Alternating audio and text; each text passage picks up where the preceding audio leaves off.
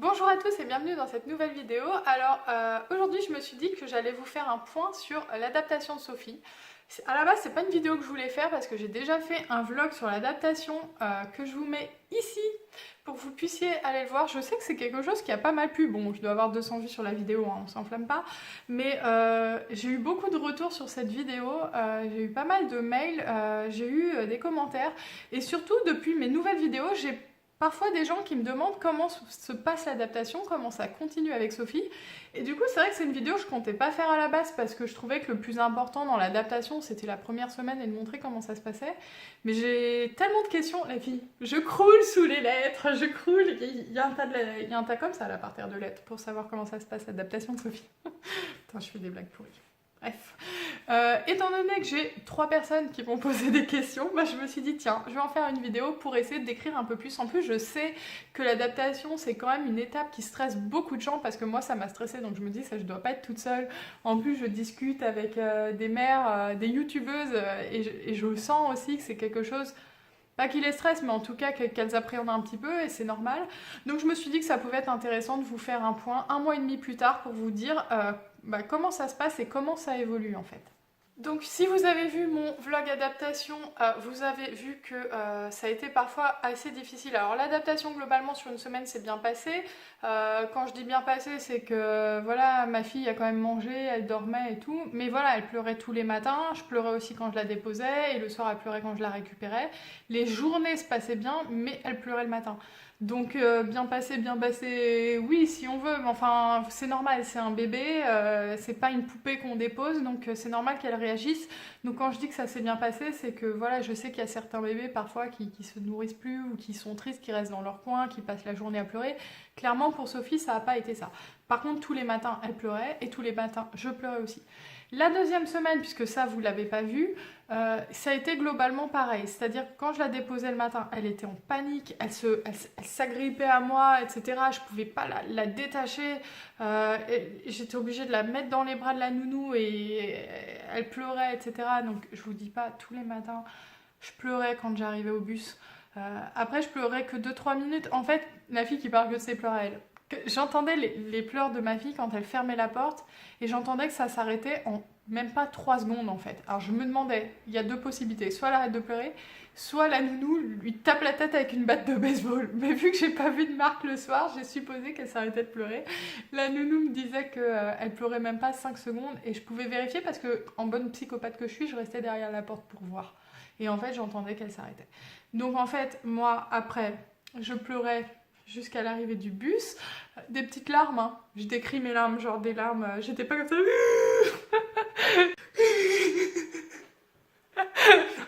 J'étais pas comme ça quoi, pas non plus. On va dire que j'avais 2-3 petites larmes. C'était assez pathétique, je marchais dans la rue, je pensais à mon bébé. Et puis au final, ça allait mieux. De toute façon, faut pas pleurer en mode comme ça parce que tu ruines ton maquillage quoi. Et du coup, j'arrivais au travail, j'y pensais plus. La nourrice m'envoyait quelques photos et le soir, quand je la récupérais, c'était marrant parce que dès que la nourrice ouvrait la porte, je voyais Sophie qui était en train de jouer. Et d'un seul coup, elle me voyait, elle se mettait à pleurer, genre oh, maman, tu me récupères, j'ai vécu le martyr ici. Enfin, comme ce que je vous ai dit dans la vidéo, c'est trop marrant parce que c'était faire genre j'ai trop souffert ici alors que je la voyais en train de s'amuser 2 secondes avant. Donc moi, ça me rassurait un petit peu.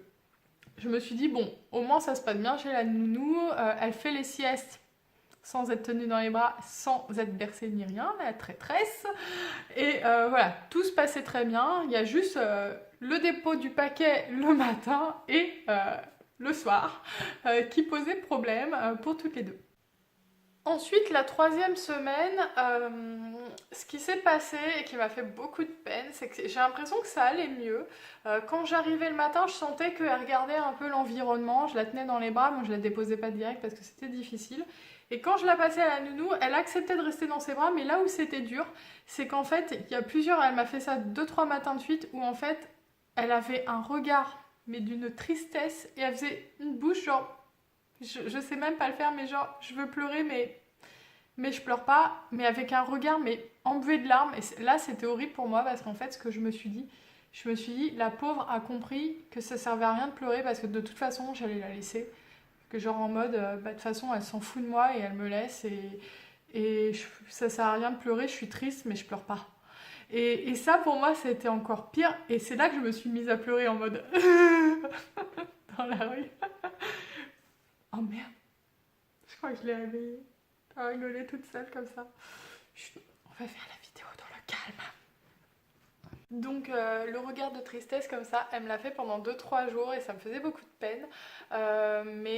Bon, je me disais, c'est parce que je vois les choses dans ce sens-là, mais je pourrais aussi me dire, elle fait plus la crise et elle hurle plus, c'est positif. Mais elle restait dans les bras de la nourrice, vous voyez.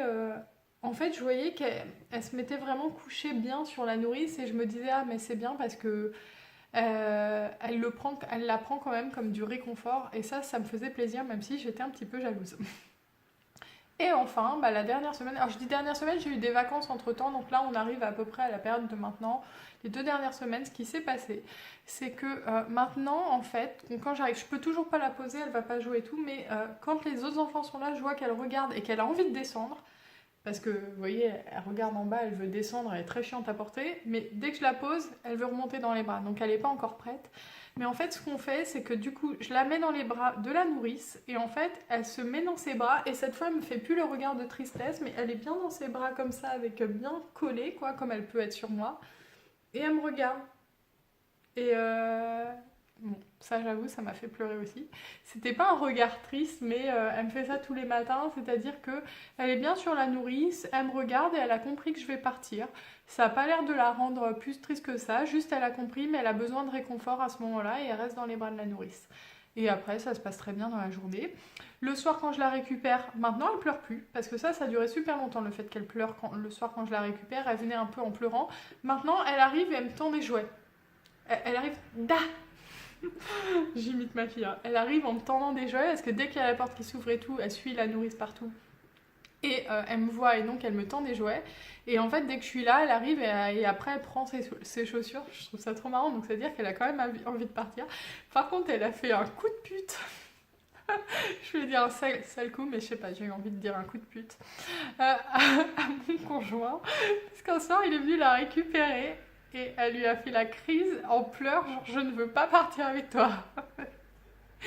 Et mon copain il est super sensible, il l'a hyper mal vécu. Il m'en a parlé ce soir, il m'a dit ouais ça m'a fait chier et tout qu'elle fasse ça.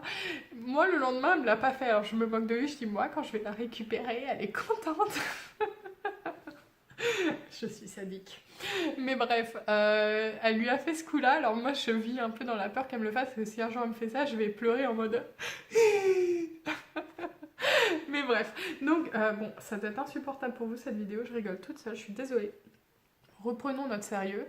Donc en gros, ça va beaucoup mieux. Je la dépose, elle pleure plus. Elle me regarde, elle est dans les bras de la nounou. Maintenant, la prochaine étape, j'espère, c'est que je la dépose et qu'elle parte jouer partout. On n'en est pas encore là. Et le soir, quand je la récupère, ça se passe super bien. Donc, bilan de 1 mois d'adaptation. Bah voilà, mon bébé s'est adapté en 1 mois et je suis super contente. Moi, je me suis adaptée aussi, je ne pleure plus tous les matins. Ça me fait plus de peine de la déposer, au contraire. Je suis contente. Allez, on a relargué le boulet. Et voilà, je pars au travail en étant contente que ça se passe bien. La nourrice lui propose beaucoup d'activités, ils vont au RAM et tout, elle m'envoie de temps en temps des petites photos. Donc je suis très contente. En plus, ce qui fait que ça se passe bien, c'est que j'ai vraiment trouvé une nourrice en or. Qui est vraiment hyper attentive, qui s'occupe super bien d'elle, voilà, elle est vraiment super. Du coup, je suis en totale confiance et je ressens pas besoin de la surveiller. Voilà, je vois qu'elle la change bien parce qu'elle a pas les fesses irritées et tout. Et c'est vrai qu'avant de reprendre le travail, j'avais très peur de ça. J'avais très peur de tomber sur une nourrice qui me plaise pas et j'étais presque persuadée que j'allais forcément trouver des trucs à reprocher. Et il se trouve que pour le moment, j'ai rien à lui reprocher alors que je suis quand même une personne très exigeante, je pense. Mais en même temps, je suis une personne qui fait aussi confiance facilement. C'est-à-dire que pour l'instant, je lui fais confiance. Maintenant, faut pas que je vois un truc qui me plaise pas parce que la confiance, je fais confiance facilement, mais je retire ma confiance aussi très vite. Hein. Il suffit d'un dérapage et t'es mort. Je rigole. Bref, donc j'espère que cette vidéo vous a plu, qu'elle répond un petit peu aux 300 milliards de lettres que j'ai reçues. Blague, joke. Et je vous dis à bientôt dans une prochaine vidéo.